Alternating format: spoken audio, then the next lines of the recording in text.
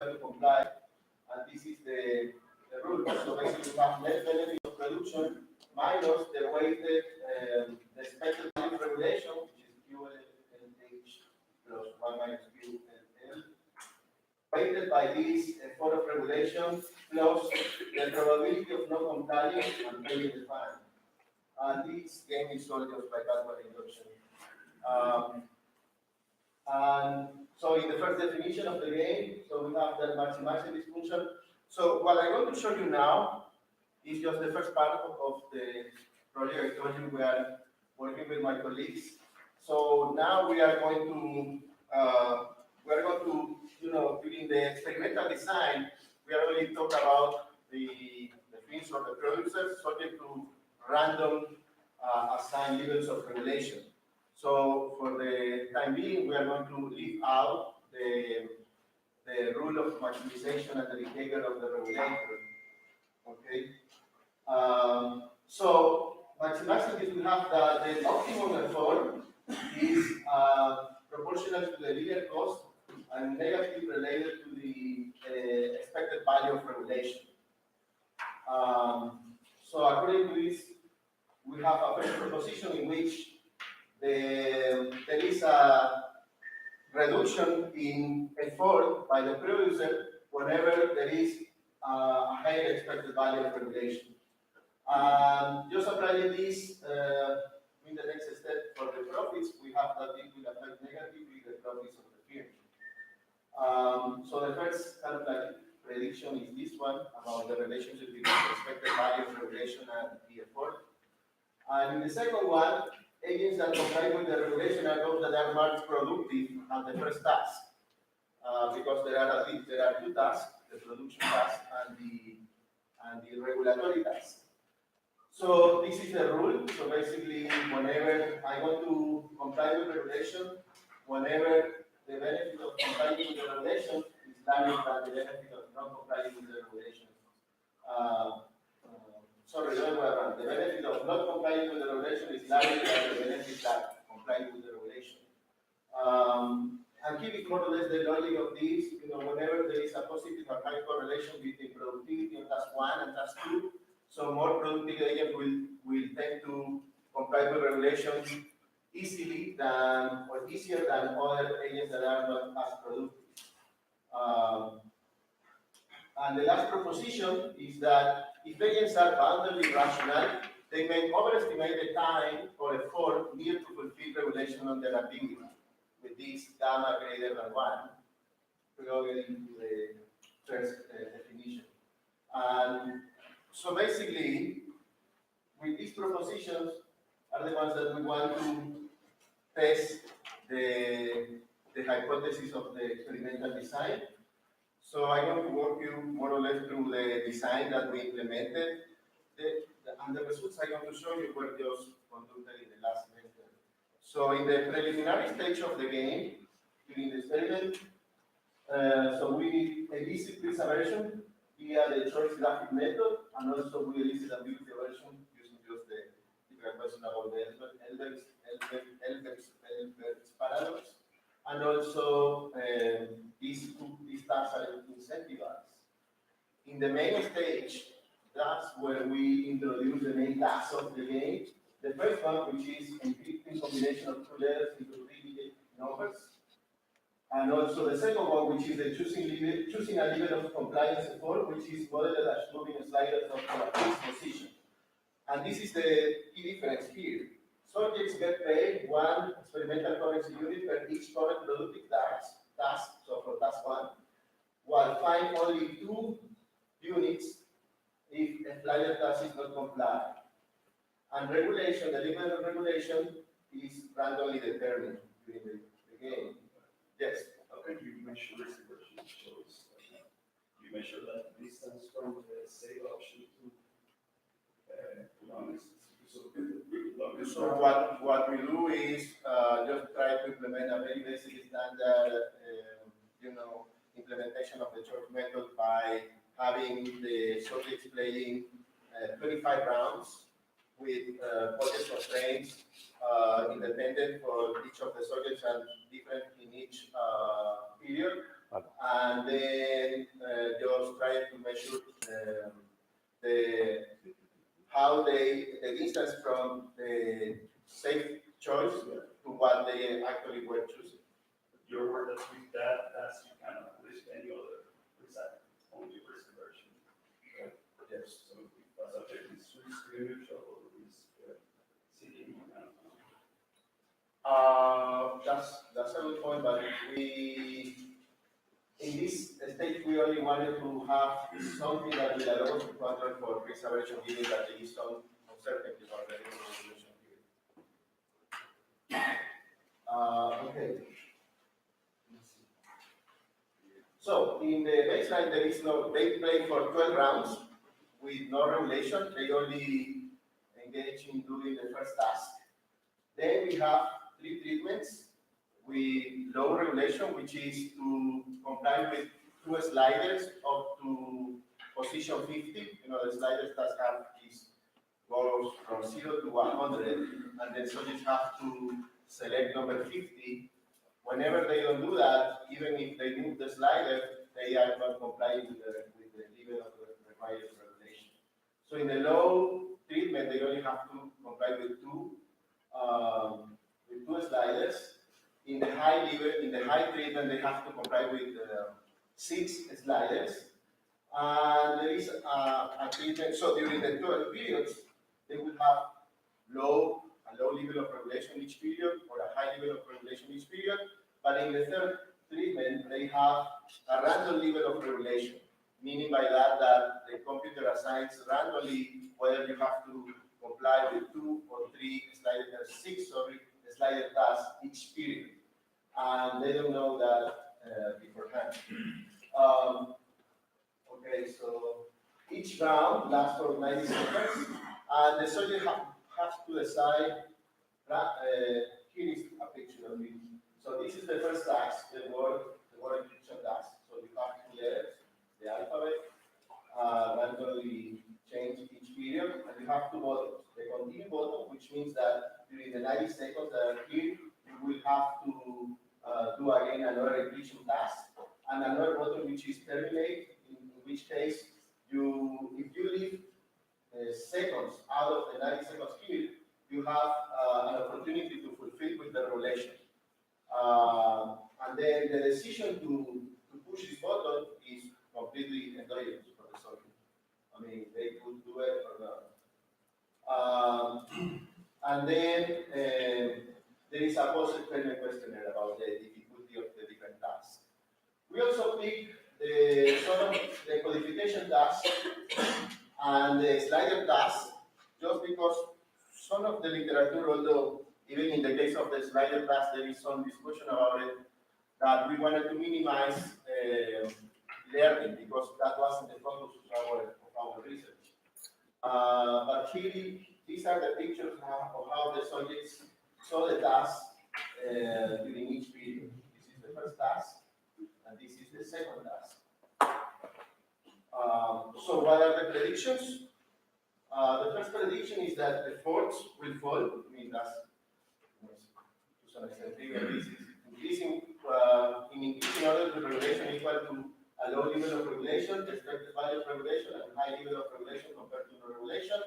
And the more productive your subject, the easier will be or there is a higher likelihood that will comply with the regulation. And here is a picture of, what we were expecting in theory was that profits or effort will be, from some control, so this is actually the only regulation, but from some control, we'll have this first line here on showing the profits for effort during the low treatment. This is under the high treatment, and this is the expected value of regulation. However, if there is some bounded rationality in agents, we should expect that the expected value of regulation affects even higher than the high treatment. Okay? And so these are the preliminary results. This is the control with no slider task. During the experiment, we used neutral language, and also it was a between subjects design. So this is the control. This is the low level of regulation, treatment 1. Treatment 2, it is not quite right. So treatment 2 is the high level of regulation. This is 2 sliders, this is 6 sliders. And treatment 3 is the expected, the case in which during each period they didn't know what was the required level of regulation. And so we have this drop of the effort. This is effort in the vertical axis. And these differences are statistically significant. Here is another picture describing the results. These are the controls, the control during the 12 periods, and this is also effort per period. Also here we have the low level of regulation. Here we have the high level of regulation. See this drop, and this is the case in which there was a different level of regulation each period in the last one. And here are some econometric results. So we use for controls standards measures of demographic variables and also about the difficulty of the different tasks.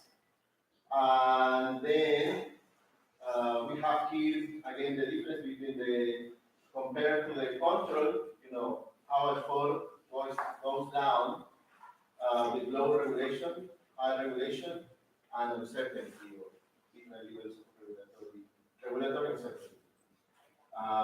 Without controls and with controls, with robust standard errors, and then also since we got in some cases for some individuals zeros for the first task, we also implemented these Poisson regulations in panel and no panel, and we also get basically the same result. This is also with controls. And it's not here, but in some results that we revised it to, if we change the dependent variable to either profits or time spent on production, so on the first task, you basically also get the same differences here. What I want to, let me show you this before. So these are the regulatory compliance with controls for the standard errors. And here is only the results for, what is the probability that you comply with regulation, depending on this, basically. So productivity is the one that absorbs or explains basically on the results. And productivity is measured by how many encryption tasks a subject finished correctly and divided by seconds used for the first task only. And then we have here again the positive relationship between the probability of the productivity and the probability of complying with regulation. So, just to show you again what we try to do is that in this first part, we only are focusing on one part of the model, which is the behavior of the producer. In this very basic setup, some people has asked us whether these results are dependent on the task we are using. And to be honest, right now we don't know because we haven't piloted any other task. But we chose those tasks in order because we wanted to, again, as I said before, to reduce learning issues, and also because we thought that explaining, what encryption tasks and also the slide task wasn't that hard maybe as others. And the idea was that if the subject has a limit time, 90 seconds, that's the constraint, and they have to choose whether to comply or not regulation. They are also asked, when they click the button terminate, they are also asked to whether they want to comply with regulation, but also whether what is the guess or the prediction they may have regarding what is the level of regulation they are expecting in that period. So we think that this basic setup could help us to understand, the mechanisms of behavior about how rule uncertainty or just ambiguity about what are your tasks could affect productivity. And this is the first design. We want to work with the same idea, more or less the same hypothesis, probably with more complex designs. And, and, basically that's what I was saying here.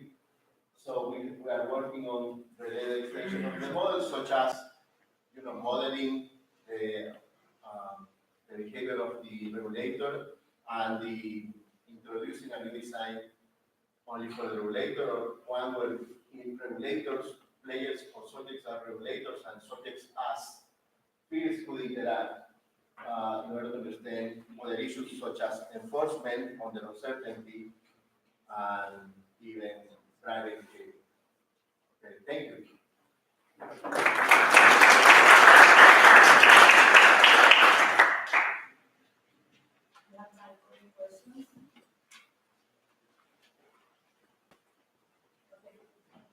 Gracias.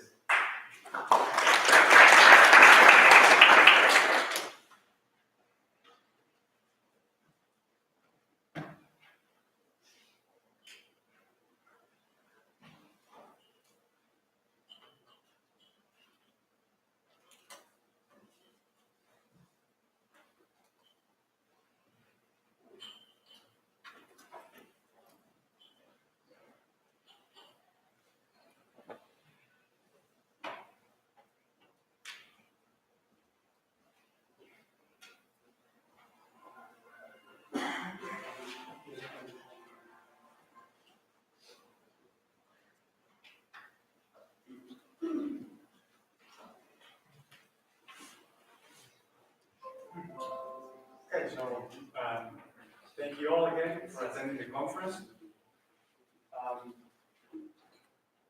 I'll tell you about a lab experiment on diversification decisions. So often people have the opportunity to diversify among investment alternatives. So for instance, financial investors can pick a portfolio of assets. Managers allocate their budget among different projects. In many countries, participants from retirement savings plans have to decide how much to contribute to the plan and how to allocate the contribution from different funds. Another example is given by farmers who have to decide which crops to plant and how much to invest in each crop. So in all these diversification decisions, we think that, both from our intuition and from, what the theory tells us, we think that people should be learning from previous outcomes, and that learning should affect subsequent diversification decisions. However, empirical evidence about the link between learning from prior outcomes and subsequent diversification decisions is scarce. And looking at this link in the field, for example, or using observational data, is quite challenging because there are usually several confounders. So when a prior outcome realizes, then the income or the wealth of the individual who is making decisions also changes. Prior outcomes will also be correlated with background risks, which are usually unobserved by the researcher. Prior outcomes could even change individuals' attitudes toward uncertainty. Okay, that's a bit that's not so standard, but it could happen. So the bottom line is that it's usually hard to disentangle the pure learning effect of prior outcomes from all these factors that could be occurring, could be having an effect at the same time. In addition, so another common limitation of field applications is that they don't usually elicit beliefs. So that makes it even harder to understand how people are learning from prior outcomes and how that could be affecting their following decisions. So what I do in this study is to conduct a lab experiment in which I look at how people learn from the observation of prior outcomes, how that affects their subsequent diversification decisions. I'm going to look at very simple decisions. And in addition to measuring choices, I'm going to measure beliefs. So I'm going to be able to look at the mechanisms as well. Let me start talking about the experiment. I'll give you, the very basic details. Then I tell you what questions I try to answer. Then I'll give you details about the design. And finally, I will tell you the results. So I conducted an experiment at the lab that we have here, Reven. Actually, I have two experiments. Today I'm going to summarize the key findings of the main experiment. And students from the school, actually sorry, from the university participated in the experiment, but I excluded people from economics or finance majors because I explicitly wanted to look at how lay people would approach these diversification decisions. So for example, this might give us an insight into how people approach decisions that have to do with their retirement savings plans, okay? But perhaps not about how financial investors make decisions. Okay? So in the main experiment, 221 subjects participated. I designed the experiment to answer basically three main questions.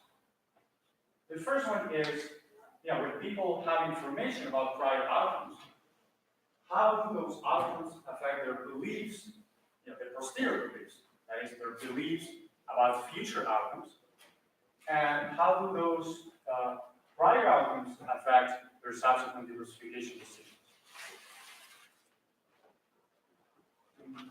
The second question is, does the type of uncertainty that people face matter? So I'm gonna have some subjects facing risk and other subjects face ambiguity. That is, you're gonna be making decisions in a situation in which you don't know the probability distributions over outcomes. And the final question has to do with the mechanism. So I'm going to have data and choices. I'm going to have data and beliefs. So then I can ask the question: do subjects tend to act on their beliefs? And here from a theoretical viewpoint, we have two kinds of models. On the one hand, we have belief-based models. Let's say that we first form a belief, and then we basically make decisions taking those beliefs into account. And that category encompasses most of the models that we know. On the other hand, we have a model based on a reinforcement heuristic. And that heuristic is basically an impulse to follow the actions or the options that have to do well and shy away from the options that have to do poorly. And because that is an impulse, that is not necessarily related to a belief. I'll show you that, give you a flavor of the results, and I'll try to show you that I can distinguish, at least partially, between these two categories of models. So let's move on to the design. Originally, I had 4 groups for experimental conditions. In 2 of them, people faced risk. In the other 2, people faced ambiguity. It turns out that there are no differences in beliefs and behavior in between the 2 risky conditions and between 2 ambiguous conditions. So today I'm going to pull them.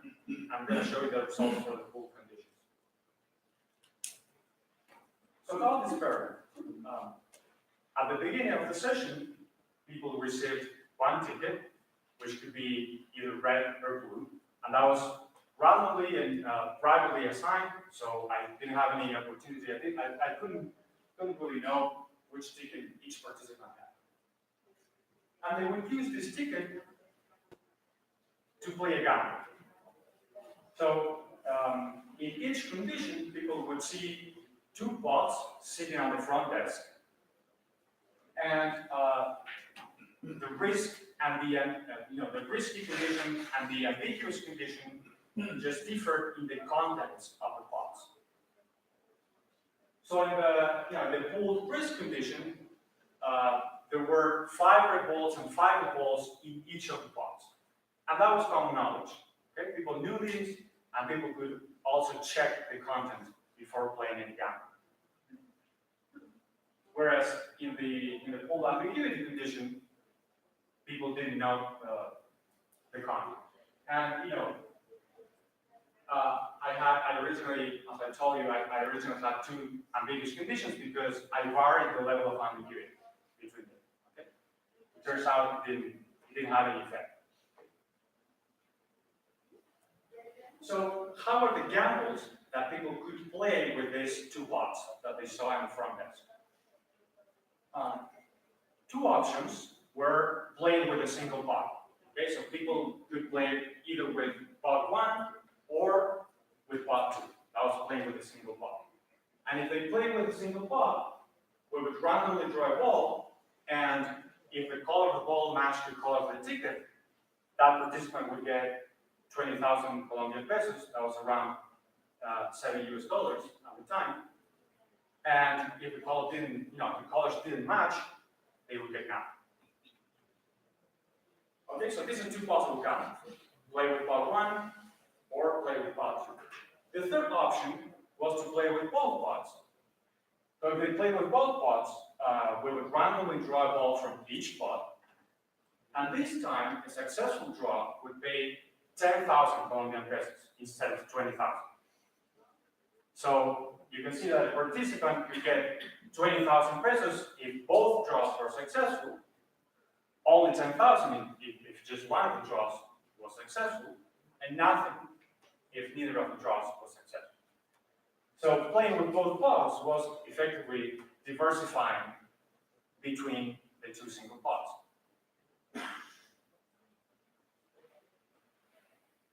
So let me tell you the tasks that people solved given this set.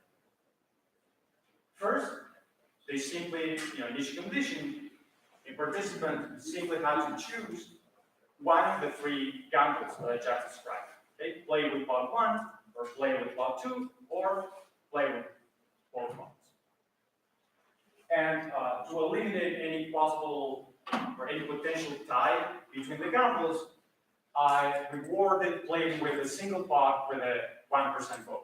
Okay, you just get a coin for sure if you play with a single pot. So you can see that here there's no information about prior outcomes. Okay, so behavior in this choice task will serve as the baseline task. Okay, this will give the baseline rate of diversification. And we can also compare how that baseline behavior differs depending on the type of uncertainty. Now, the part that has to do with receiving information about prior outcomes counts. So, right after people made this choice, I told them that they would actually observe practice draws before we play the gamble. In particular, I told them that we would randomly draw 2 balls with replacement from each pot. There were 9 possible scenarios that could occur. Okay, for example, we could draw 2 red balls from pot 1 and 2 blue balls from pot 2, 2 red balls from pot 1, mixed.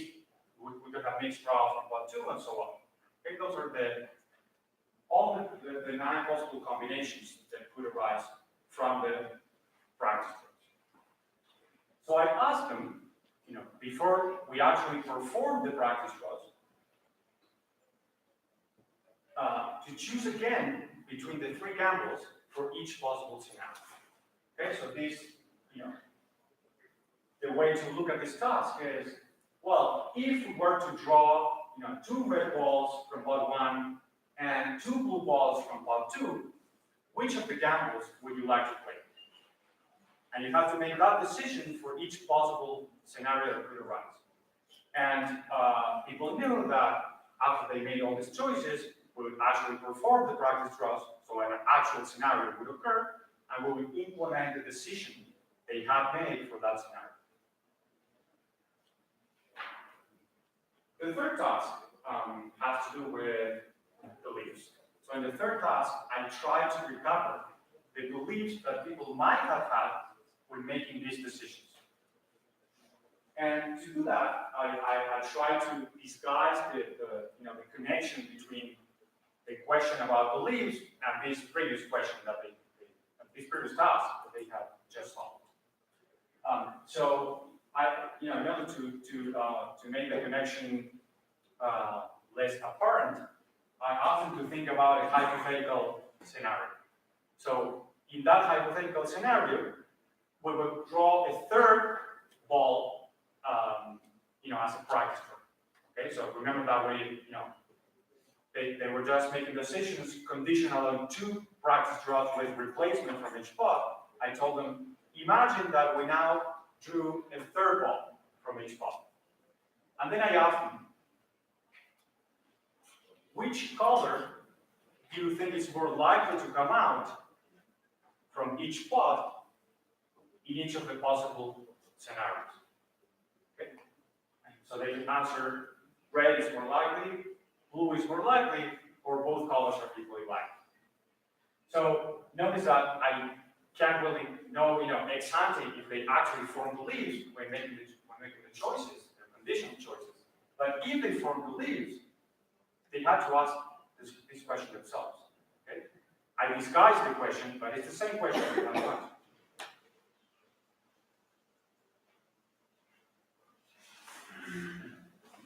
Okay, so let's turn to the results. First, I'll show you the results about baseline diversification. Okay, so what subjects did in that first task in which they didn't have any information about previous topics. Okay, that's the basic. So this is the distribution of choices. Play with pot 1, pot 2, or play with both pots. And we can see that regardless of the type of ambiguity, 80% of participants decided to diversify. Okay, so people seem to like diversification in this baseline setting in which they don't have any information about previous outcomes.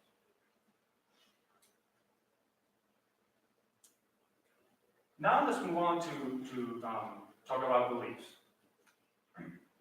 So one kind of belief that we could look at, that we could try to see if people have it, is what are called E beliefs. So what is an E belief in any given scenario?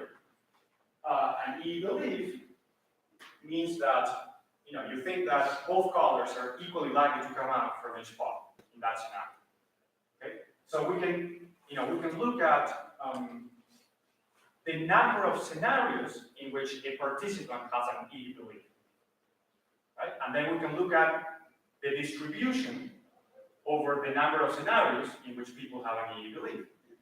Notice that in the pooled risk condition, people should have E beliefs in all scenarios. Okay, they know that there are 5 red balls and 5 blue balls in each pot. So, this is the distribution I was talking about. Okay, I'm going to show you the percentage of participants that have an E belief in any given number of scenarios. I'm excluding here I have 8 scenarios. I'm excluding the mixed draw scenario because in that one, about 90% of the people say both colors are equally likely to come out. Okay, so I'm dropping that one. We're looking at the others.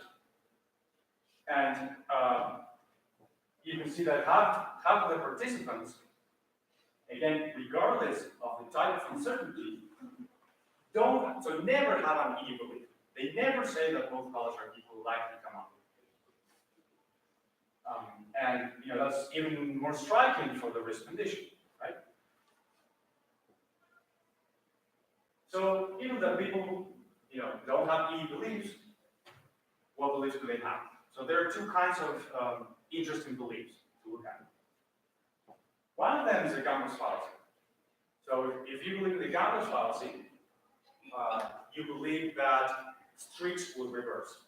So for example, in the second line, if you see that outcome in the practice trials, then you believe, because you saw two reds from pot one, you think that blue is more likely in that pot.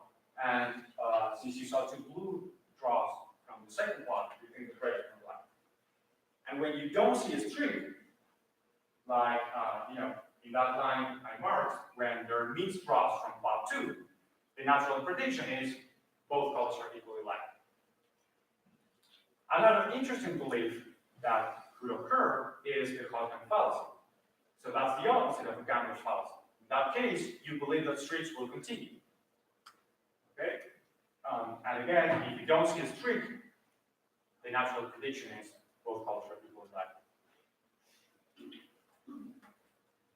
So it turns out that gambler's fallacy is the model belief in the pooled risk condition, whereas the Hodgkin fallacy is the model belief in the anticipated condition.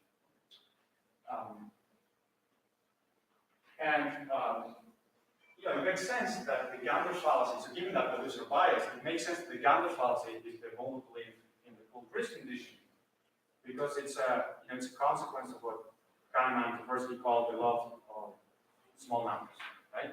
Like, you have a sequence, you just have a sequence of two draws, but you expect that sequence to resemble, what would happen in a large sequence. So that's why you expect the streak to reverse, and that's because you know that there are 5 red balls and 5 blue balls.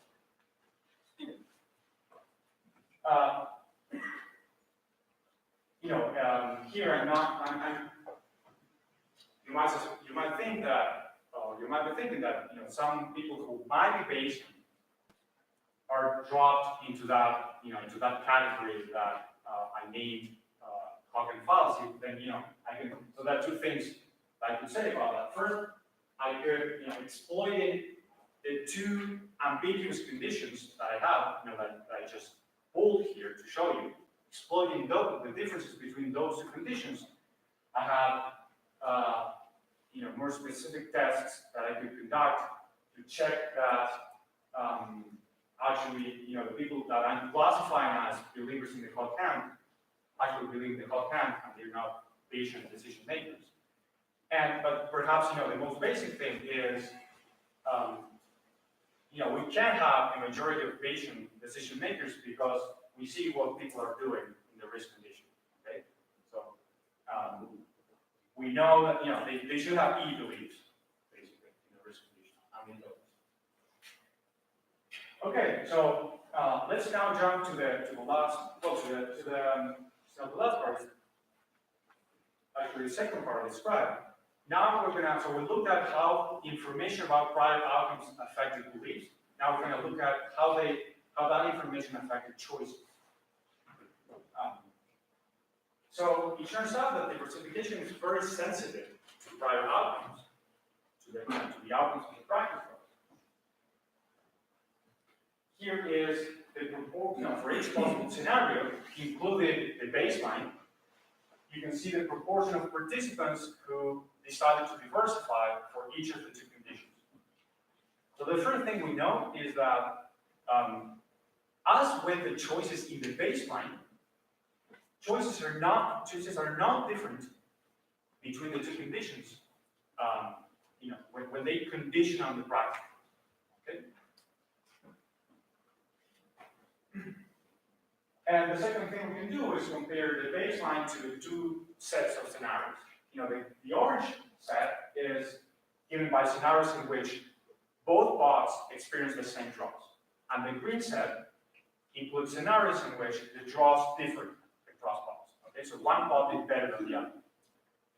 So we can see that diversification dropped in general, but it dropped more sharply in scenarios in which one bot did better than the other. Right? The green set. So, given not to be first these scenarios in which one bot does better than the other, what are they doing? Well, it turns out that they're chasing they're chasing the bug with better draws. So here I'm showing you what the joint distribution of what I call chasing choices, choosing the bug with better draws, and avoiding choices, not choosing that one, right? And we have six scenarios. So in the other three scenarios, the draws were the same across boxes. And you can see that almost half of the people never make an avoiding choice and choose the bug with better draws in at least 4 of the 6 scenarios. Okay, there's clear chasing behavior. So let's finally connect these biased, posterior beliefs that people have with these conditional choices that I just showed you.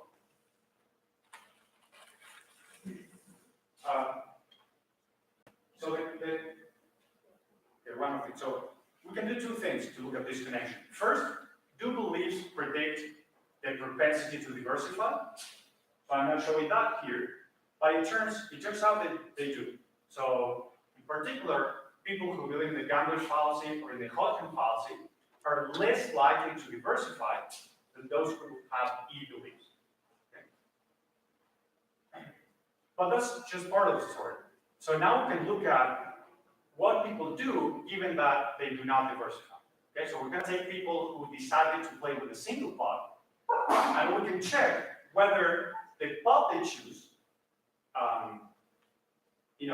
is consistent with the belief they have. So that's what I'm going to show you here. Here we're taking the 6 scenarios in which the draws were different across pots. And for each of these scenarios, I'm going to show you the behavior for each group of people, depending on their belief. So, so here, on the top, you can see, for example, people who believe the Hodgkin fallacy and who decided to play with a single pot. Okay, so we're going to see what the probability of choosing pot 1 is for those guys. And then we're going to do the same for people who believe the gambler's fallacy, who have E beliefs, and so on. And that for each of these scenarios.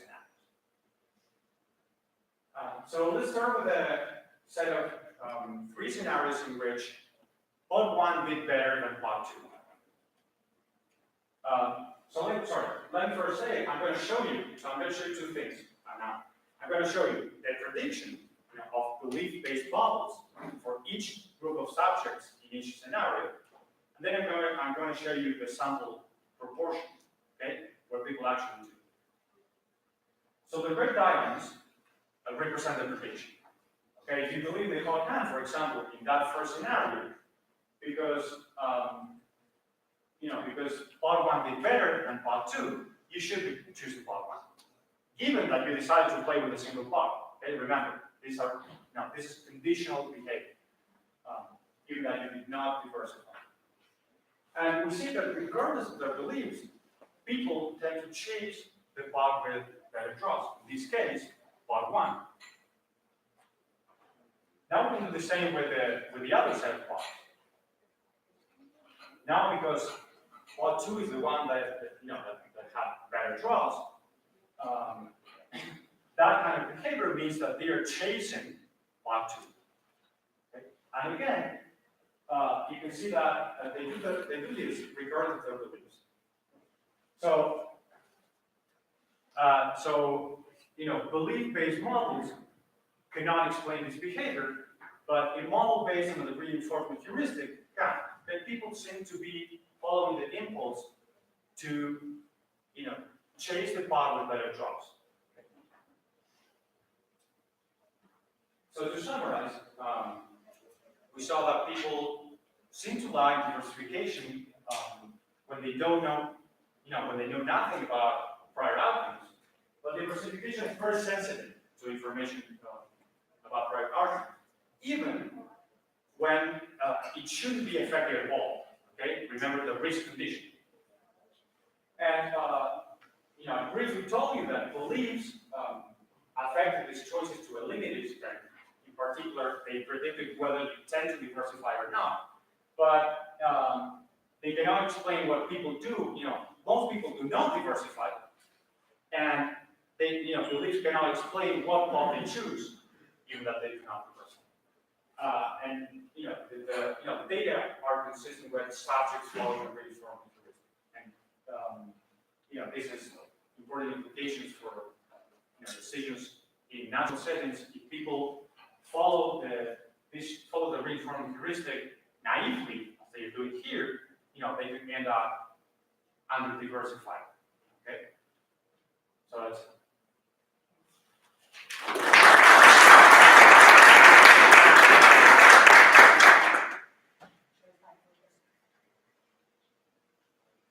Do you know how common is for subjects to follow that reinforcing heuristic as opposed to polynomial base? So which subjects earn more? Do you have a measure? No, I don't. But in any case, that would be entirely good to check, right? So you made the wrong decision. Perhaps you were lucky, and you got the money, but you shouldn't have made that decision, right? That's what I'm looking at.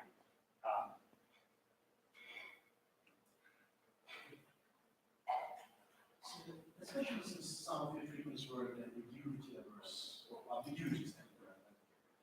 If we're talking about ambiguity versus individual, what does elicitation of belief in this case mean? I mean, which belief are you talking about?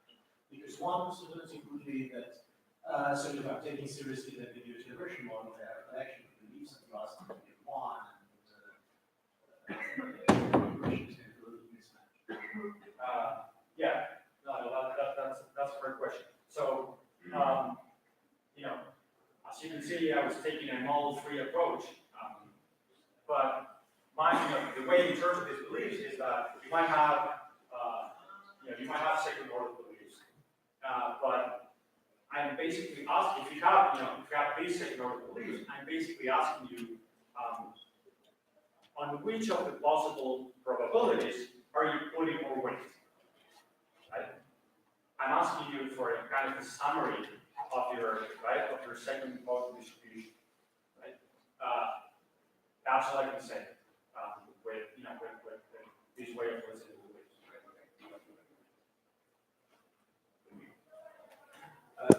Perhaps with your experiment, I'm more interested on whether you say that, whether you can state that subjects are not probability specific. And perhaps say something about it, perhaps because you have, I don't know, I didn't pay a lot of attention to the probabilities of your design, which maybe switch the hands to, like, there's an algebraic deduction point, maybe you can say something about probability specification, or am I reading your experiment wrong? So I can't do anything, within subjects because I have, separate groups. But I would say, the most basic test about probabilistic specification is what you do in the risk condition. Okay, so people are not taking the probabilities as if they were 0.5, 0.5, right? Yes, I could look at more complicated things, but that's ambiguity. okay, just the ambiguity. No, I can't. As I said, well, I can run them tests. I did actually run them to see, so I can say what the beliefs of the patient subject should be, and I can do that, when I look at one of the ambiguity conditions, because I varied the level. In one of the conditions, basically the two plots were correlated. They were negatively correlated. Okay? In the other, so people knew nothing about the composition. So exploiting that manipulation, I can impose some restrictions on the beliefs that the patient subject could have, and only a minority of them have beliefs consistent with, the patient decision. Okay.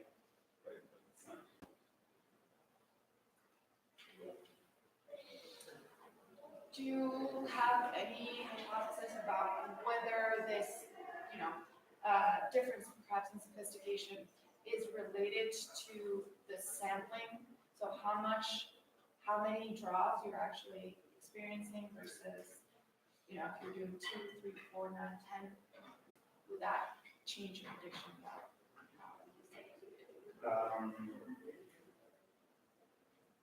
No, so I can't, I can't really answer that question with my experiment. My decision was to, to make the setting as simple as possible, but to create streets at the same time, right? So I figured that, with just 2 draws, I could create a street. That's what I want to have, to look at the leaves and the data. But certainly, I don't know what will happen if we have, a sequence of 3 outcomes, 4, 5. But my guess is that some of this behavior, at least some of it, will show up as long as you have streams.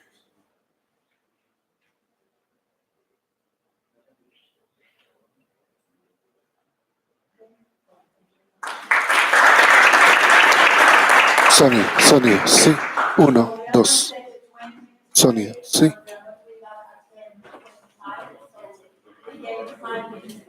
Sonido. 1, 2. Sonido, sí. 1, 1, sí. Sonido.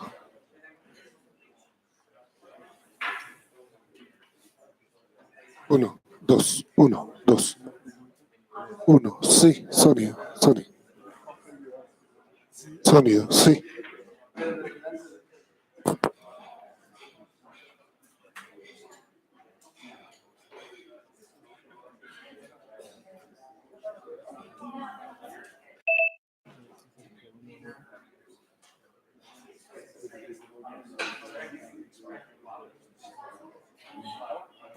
Uno, sí, sonido. 1, 2, 1, 2, sonido. Sonido, sí. 1, 2, 1, 2.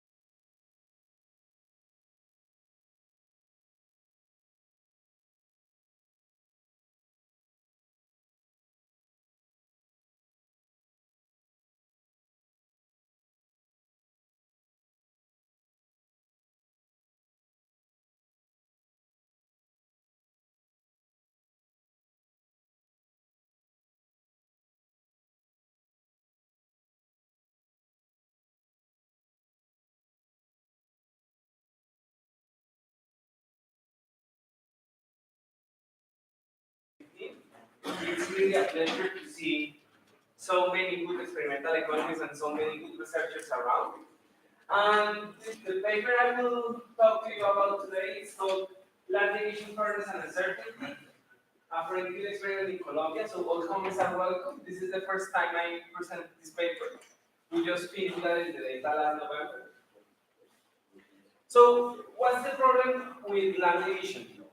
The main problem with land division is that it often results in efficient and financially unreasonable partners.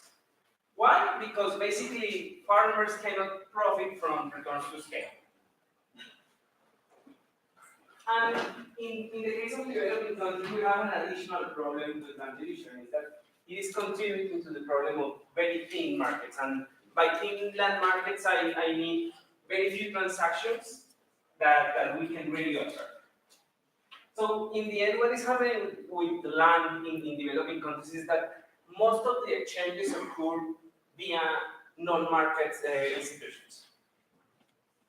So why this problem is accentuated?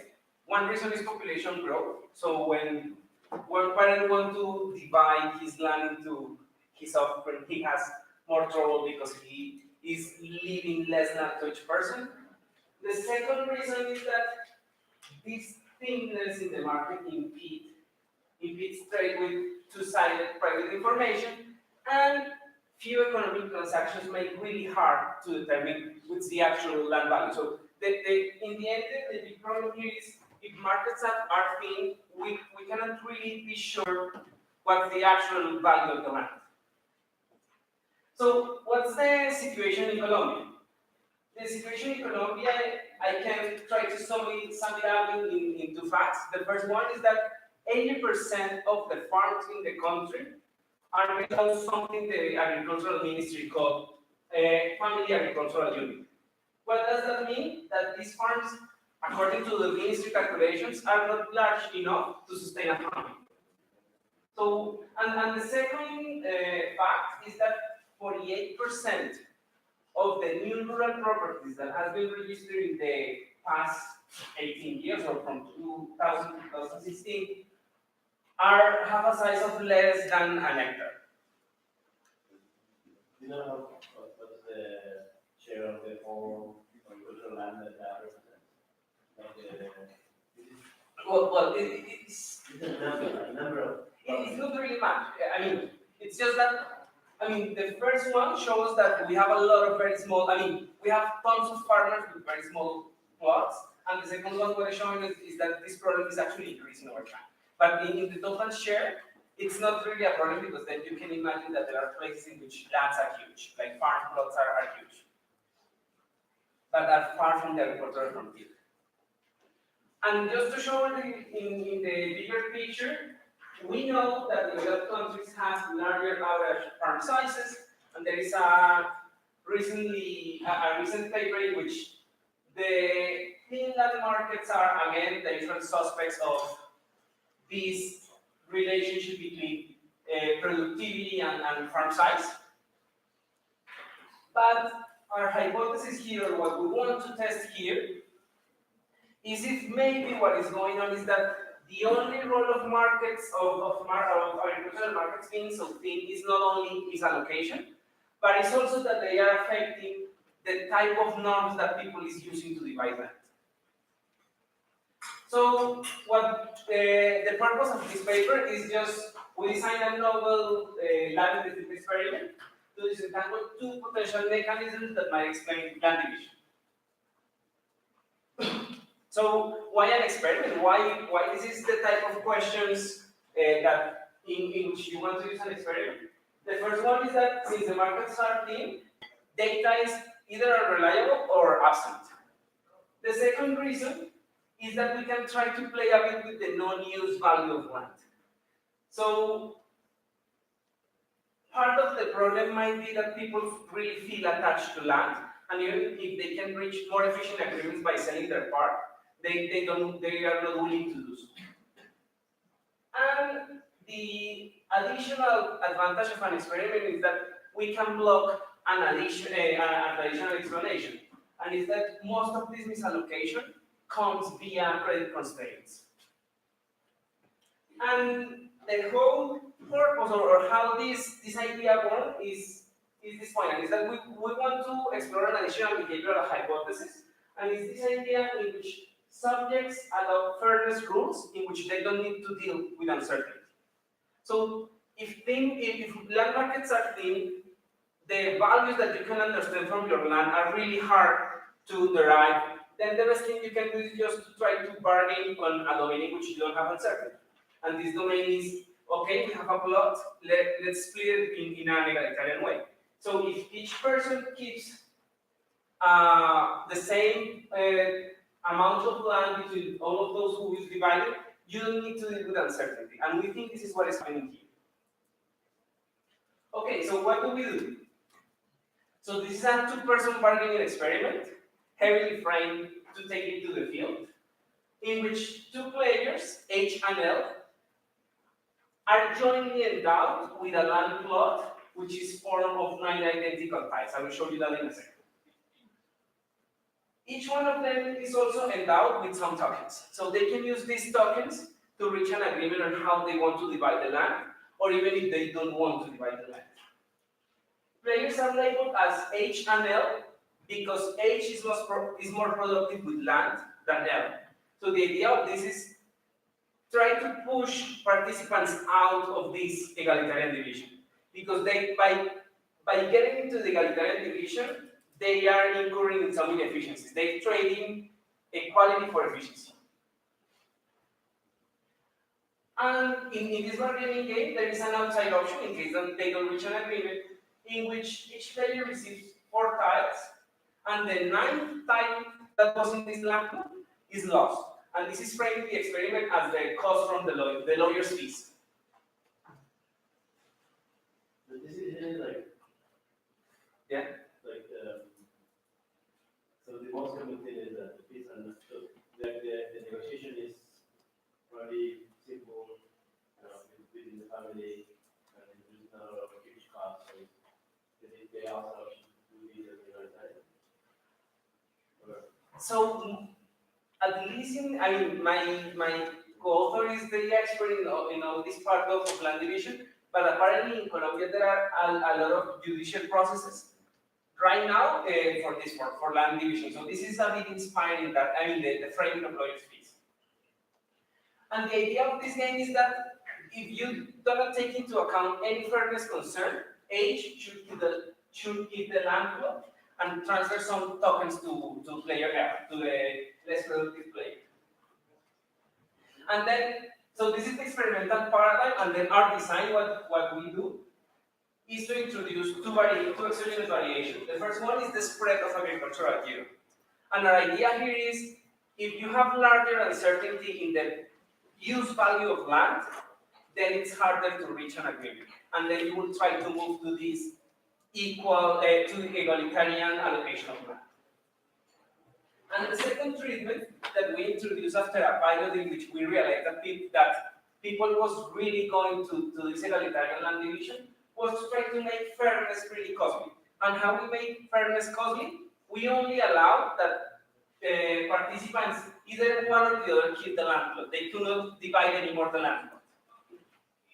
And we conduct this experiment with 256 participants in 8 rural municipalities in Santander, which is about 400 kilometers from here. Okay, so a preview of the results.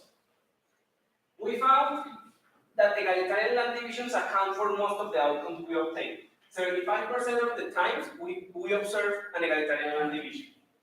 In 52% of the cases, it is the most productive player who is keeping the majority of the land. Yes, 9 tiles. Well, egalitarian, this is the closest egalitarian division, let's say, yeah. Sorry for not being precise. So, this is the most egalitarian land divisions without going to the outside option. So, it's 5, 4, 4, 5, yes. So, the 5, 4 occurs 52% of the times, and the 4, 5 occurs 24% of the times. And the efficient land division only occurs 11% of the times. So when we don't allow land division, you say, okay, either player H or player L should keep the land plot. We observe that a bit more than 2/3 of the times is player H who is keeping the land. So even if we make fairness really costly, they are willing to trade off fairness for efficiency. And we also find that the egalitarian land division reduces the effect of yield uncertainty. So we don't observe an effect of uncertainty when we allow every type of land division, but once we constrain that, we can observe that actually when you have more uncertainty in the value of your land, people is less able to reach efficient solutions. So in the end, our take-home message is we really think that apparently fairness rules are compartmented. So on the one hand, you try to apply fairness to land division, and then on the other hand, and just after, they try to apply some type of minimization of differences in expected value. But this is secondary. According to our data, we think that they really care just about land division. So let me, and then, So basically, they don't seem to have factored in unfair allocation of land to something more fair. exactly, yes. Yeah, so it's really focal that they try just to divide land. And then what is surprising is that then in the most egalitarian land divisions, you see a really large spread in the agreed transfer. So it's really that once they minimize inequality in land, they don't care that much about inequality in payment. Or they reach very different agreements, which is at least weird. So this is the map they received. It's a map about this size. And I'm just numbering these tiles just for illustration, because since this is a field experiment, allowing the field experiment, I really want to make them think that they're actually dividing a land plot. We introduce a water stream. So these two lines just mean that the tiles 1, 5, 6, 8, and 9 are irrigated. And when you have an unirrigated tile, this is costly for them. But we don't pay that much attention to that in this paper because it doesn't affect efficiency. Sorry.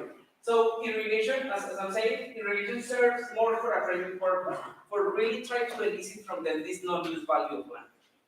Then, for each land tile they accumulate until the end of the game, they will roll in private a die. And these die are, of course, different for player H, who is more productive than player L.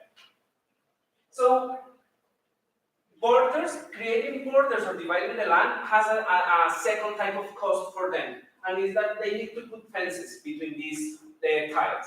And when you put a fence, this is also costly. I will show you the parameterization of this in a second. But basically, what we gave them were like red wooden sticks, and if they are trying to agree on a particular division of land, they just need to put these red wooden logs to understand how costly was this for them. So in the end, it's not very difficult, but still in the field, we try to simplify it even more, but they know that the payoff for the expected payoff for player H is his endowment minus the transfer he's giving to player L, but of course this T can be negative, meaning that L gave money to H, plus your number of tiles times your productivity minus the cost of the non-irrigated tile. So for each irrigated tile, they include a cost of 1 token, and for each fence they need to put, they include a cost of an additional token. And similarly for player F. So as I was telling you before, they have an outside option, and this is the way in which we present the outside option for them. So we say, and this is the really egalitarian outcome of the game. So if they don't make an agreement, one tile will be lost, and then each one of them will have 2 irrigated tiles, 2 non-irrigated tiles, and they will be divided by 2 fences which are equally costly for them. Okay, so this is the parameterization of the game. So player H received dice, which has an expected value of 4. And since we are changing the spread just to increase the uncertainty in the use value of land, the dice for player L could have the numbers, could have the numbers 3, 4, and 5, or 2, 4, and 6. And for player L, the dice will have the numbers 2, 3, and 4, or 1, 3, and 5. It's just to increase the spread. So the cost from each irrigated tile and from each fence is just one token, just to make it really easy for them to sum up and get the calculation. And then, under this parameterization, land division is inefficient for 3 reasons. The first reason is because H is more productive than L. The second reason is because these fences are costly, the borders are costly. And the third reason, which is maybe a second order reason, is that you reduce risk exposure if just player H needs to run dices. I mean, if they reach an agreement in which he transfers all the tokens, or all or most of the tokens to player L, this is more efficient from the perspective of reducing risk exposure of both of them. And okay, I hope not to confuse you with this table, but basically what I'm showing is for each potential land division, what is the expected payoff for H, for L, the efficiency measured as the sum of both expected payoff, and something we compute that is the inequality minimizing transfer in each case, and how much you can reduce inequality. And in the end point with this design or with this parameterization is that if you really manage to only care and convince the other person about efficiency, you should be able to get to the 9-0 outcome. If you care about equalizing expected payoff, you don't need to go to an egalitarian land allocation. Actually, by going to an egalitarian land allocation, you're burning some money. They could go just to the 7-2 allocation. This is the point in which 2 persons who really care about the fairness will look at about fairness in expected payoff, not in land. But then what we know is that they tend to move to this minimization of land inequality, and this is why I strike out the expected, because here is not expected land inequality. They know how much land each one of them will have, and this is what they really are doing here. And we also know, but we haven't fully modeled, that subjects they may have a positive non-use value of land, an effective value for land, even if they don't care about fairness. But this is what maybe is explaining when they slightly deviate from these words. Okay, so in experimental design, we have a 2x2 between subjects experimental design. One of our dimensions is yield uncertainty, so you just have dice with a larger spread or a lower spread. And the second dimension of our experimental design is land division. And to be honest, this idea of constrained land division, we introduced it after the pilot, because in the pilot we realized that everyone, not everyone, but 3/4 of the population were playing right in the middle of land inequality. So we say, okay, what if we make for them much costly to try to be fair? And that's why we did this. So with this, we have 2 hypotheses. The first one is that high yield uncertainty reduces both efficiency and inequality. And the mechanism we're thinking here is, when you have uncertainty, you just try to move to fairness rules in which you don't need to deal with uncertainty. And the second one is that when you constrain land division, you are increasing efficiency. So in these cases, okay, if you cannot divide the land, forget about this type of fairness rule, please think about money. And if you're thinking about tokens, trading tokens, in theory, you should be able to increase how they care about efficiency. Okay, so about the field setting, we conduct the experiment in the 8 blue circles in this map, so we are here. So you can see that we basically went up northeast of the country. It's a mountainous agricultural region of the country. And we try to be careful in having municipalities. So in the where you see this concentration, sorry that this is not working very well, but when you see this concentration of points, how much time I have left? Yeah. Okay. Here is the main city nearby this department. So we try to have municipalities closer to a market and municipalities farther from a market, just to see if maybe this is changing their perception in land use value. So regarding the selection of participants, we have a balanced sample in terms of gender. They were 40 years old with standard deviation of 15 years. 84% of our participants reported having their own farm, even though most of them didn't have a legal title for that farm. 80% of them reported having crops, and the most frequent crops were coffee, cocoa, and plantain. And in this, I mean, usually when you go to the field, you're really concerned about the way you sample people for their relatedness. But in this case, we don't care. And actually, our argument here is that relatedness was making our results lower bound. Why? Because if I'm playing with my brother or with my cousin, we should reach the efficient solution and make an ex post agreement on how to divide this money. And what actually we're observing is that this is not happening. During the What about education level? Because I was thinking that so your results that people go for the egalitarian land distribution are thinking out efficiency and maybe payoff, it might be, it could be explained by how this value.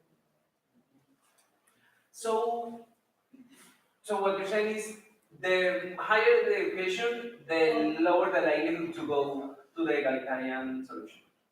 You manage to be more efficient. Yes. So we have large variance in educational levels, and we don't find any effect of education. And then we also have some questions like trying to elicit this non-use value of land, like what's your most important goal in life, like getting a university degree, having your farm, or working your own farm, and we don't see an effect either. So the application, the line division is trust. In some cases, might be more important than like you guys say. So I don't give the higher productive. So people don't favor a higher productive simply, let's say, because they can trust there will be a transfer exposed. The friend is not capturing that, right? It's focusing on the other part. So the way suppose you and I are related and we reach an agreement of, okay, you're more productive, produce everything, and then you can give me, we can bargain on how much I deserve because you're exploiting the land from both of us. What we did to account for that is that when you roll the dice, this is private. So once the land allocation is finished, the experimenter takes away each person and they roll the dice inside a box. So only the experimenter and the participant will know. So to some extent we capture that. And this was conducted during the weekends, which is the moment in which it's easier to get rural population because they tend to concentrate on their vereda market, on the market in which they live. And to each municipality we have one field coordinator and one field assistant, so I want to acknowledge that some of the field assistants are here, so thank you for all your work. And either the field coordinator or the field assistant was acquainted with the municipality. So either their family or their long relative lived there in such a way that we pre-filled forms in which, okay, if you were sampling, where can you go? How well do you know the municipality? Just to try to make sure that we were not sending people in a place in which the locals will distrust them. So this is the board, and as you can see, we have, each one of them, each person receives 10 tokens, and then you can see that we have big dices for the player H, just to remind him that he's more productive, and very small dices for player L to remind him that he was less productive. So we had, in each municipality, 2 sessions per treatment cell. Sessions had 4 participants, and then these 4 participants were randomly grouped. So first they roll a different set of dices, plastic dices, just to know who was matched to whom, and then they roll again dices to know who was H and who was L. Each session took 60 minutes, including a short post-experimental survey, and the average payment was about $7.5. And we asked permission from the IR, and then we of course informed the subjects during the experiment to record the bargaining process, because we were really interested in understanding how important was this idea of they have water. We haven't analyzed yet that part of the data, but since this was in between a typical experiment and almost a role-playing game, we really were interested in understanding what they were talking about in the bargaining phase. Okay, so I will go rapidly through this. First, they received this land plot, then the groups were formed, then all the costs were explained. Then the coordinator provided always the same example on how to compute payoffs. And then it came the bargaining phase. So during the bargaining phase, the coordinator of each group went away and he just left a recorder for audio. And once they finished, once they agreed or the 5 minutes were up, then the resolution of the dices were done in private for each participant. Okay, so the results.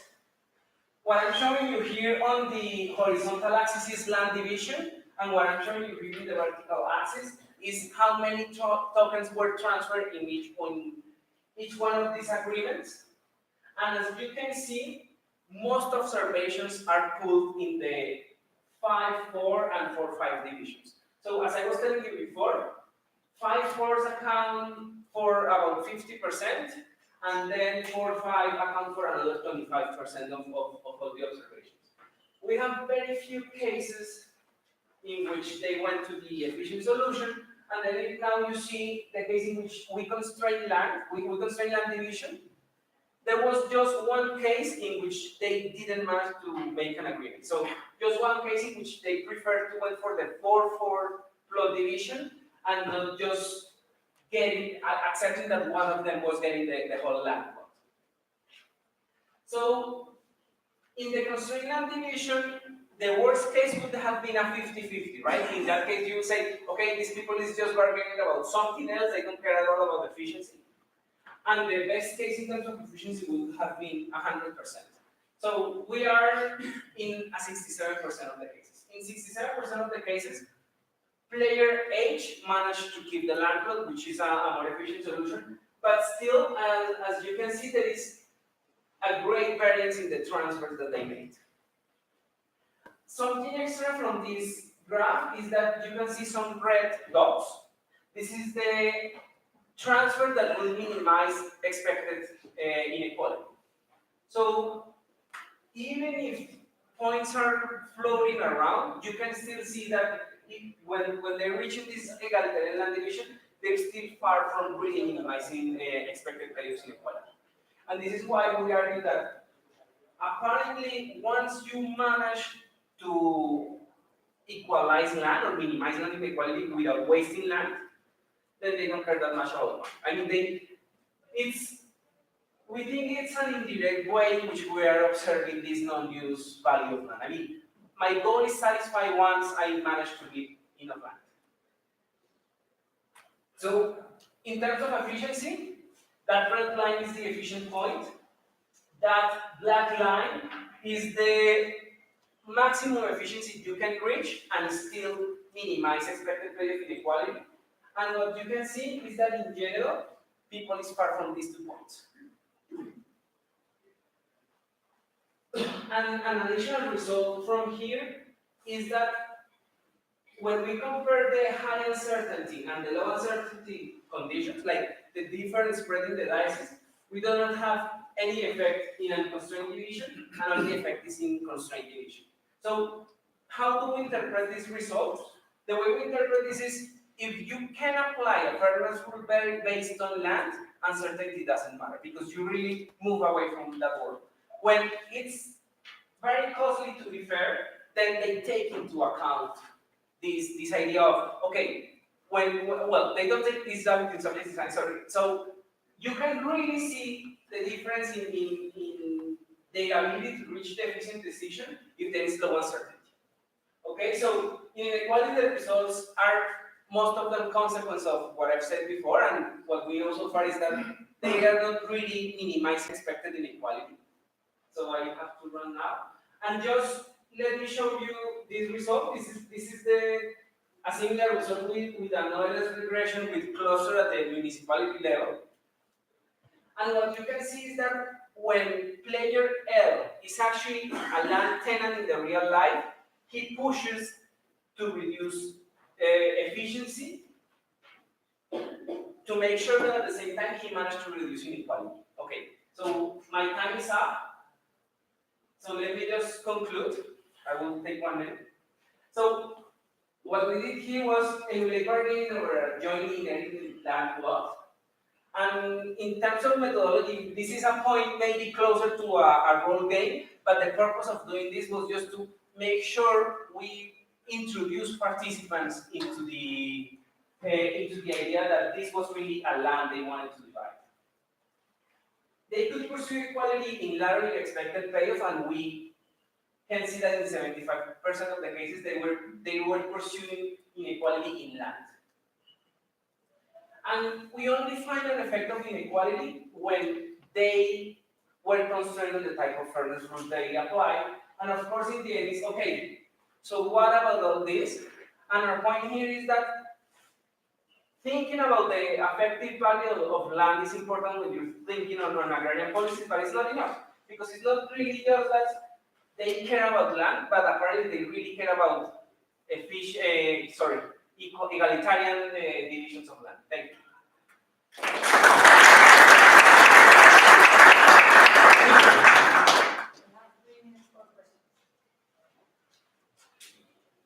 Francesco. So just, I was thinking that, regarding the non-use value of land, here the debate on land is really very relevant, and so what can happen is that, the efficiency here, you're really like not giving land to one of the two, and for many of them, the access to land is really, which is really important because it's perceived like being part of the community. So I just thinking, what do you think would be the change of the result if you were using like an additional frame, like in any case you will be part of the community, or if you draw the board with like two houses and say, in any case you are living here, right? So you're just dividing the 9 tiles, but you use some frame that will add this element just to make sure that they don't feel that they are trading over being part of the community in terms of dividing the land. I agree with you. I think it would be interesting to see that because, the way we could have explicitly observed that here was if we start observing like 8-1 land divisions, right? Like, since I just want a piece of land because I care about land, let me just keep one, and in exchange of allowing you to have most of that, give me some tokens.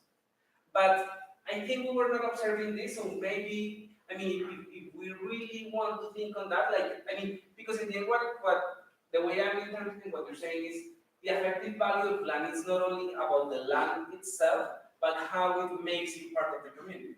So yeah, I think to capture that, we will need to frame a bit differently this problem, or grant that everyone will have a tile, something like this. Yeah.